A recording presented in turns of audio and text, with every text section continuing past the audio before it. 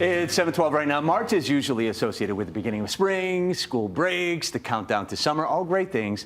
But it's also a time to reflect on something more serious, self-injury. Licensed marriage and family therapist Britt Young is here to talk more about this. And Britt, maybe we start with a definition. Right. What is self-injury? Like, what is it exactly? Yeah. And it is a very serious but very important topic. So the way we define it is self-injury is an intentional, non-suicidal behavior where someone wants to basically mirror their emotional pain with physical pain.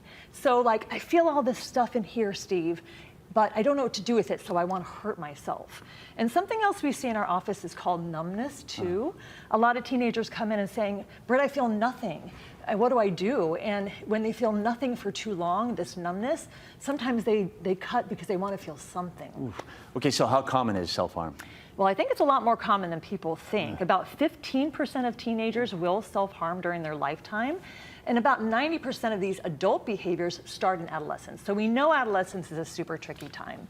70 to 90% of these behaviors are generally cutting with a sharp object. About 20 to 40% are hurting one's head, maybe banging it against a wall or hitting your head.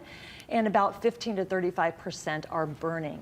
So there's lots of different ways people self-harm, but the most common is cutting with a sharp object. So I'm approaching this as a parent, but I guess it's not just for parents, it's for anybody. How do you know if someone is self-harming? Right, your friends, your colleagues, your siblings, right? So, you know, there's a lot of telltale signs, but they're pretty obtuse and enigmatic. So if somebody's always dressing in long sleeves and long pants, but it's maybe summer, you know, that might be a tip. Also, you know, if you see a bunch of bruises and scabs and cuts, and then that person's making like all these excuses, oh, I did this, but they don't really make a lot of sense, that might raise a flag. And as far as what to do, what do I do, Britt, if I find this is happening to a loved one?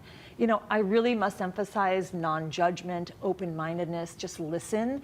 And what we hear from our people is that they don't want to be judged or looked at as defective or disgusting, right? So some people are like, ooh, we don't want to do that ever with somebody who's in pain. What we do want to do is get them professional help. This is way above most people's pay grades.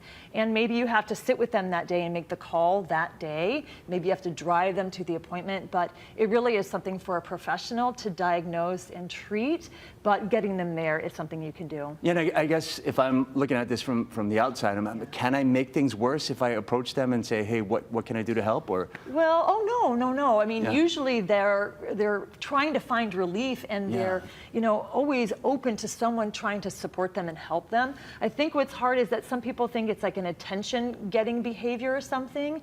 So as long as you're open-minded and you're like, I know this isn't about attention, I know you're really in pain, how can I help? I think that you might get a really good reception. Yeah, so it's always worth it. All right. Always. Britt, thank you. Thank you. Lots to keep in mind. 7:15 right now. We'll be right back after this.